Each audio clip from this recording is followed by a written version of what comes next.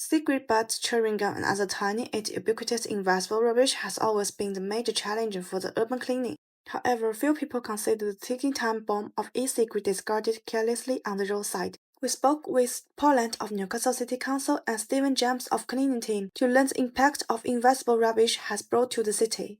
Obviously, people are dropping lots of vapes as well. When you walk along the street, you'll still see the little plastic things get dropped, and they can cause fires in the back of bin wagons because they contain a little lithium battery, so they can cause fire. So we'd like to keep those out of the bins as well if we can, and people to recycle those correctly. The seemingly tiny rubbish makes the cleaning work more complicated.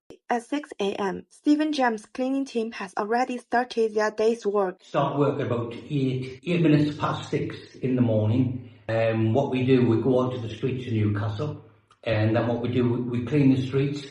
Where it comes to cigarette ends, we sweep them up and put them in the bin. We also have vomit of people who have been sick during the night. While Newcastle's thriving night economy brings vitality to the city, it also poses a huge challenge. We've got quite a big nighttime economy, so we have people in pubs and clubs and things like that, and then they go to takeaways, and that they can generate quite a bit of street litter. Round the dustbin area, on the night times when there's people out having a drink and stuff like that, they tend to throw the rubbish onto the ground rather than put them in the bin. So around the bin area, it's always heavy or lots and lots of rubbish. Facing challenges, Newcastle City Council is seeking smarter solutions. We go down every street on a 10-day cycle for the whole of the city. For areas where there's high footfall, so for instance shopping centres or the city centre, for those sorts of areas, then we do those a lot more frequently. We have large litter bins to be used, and then we have sensors in those bins, so as the bins become full,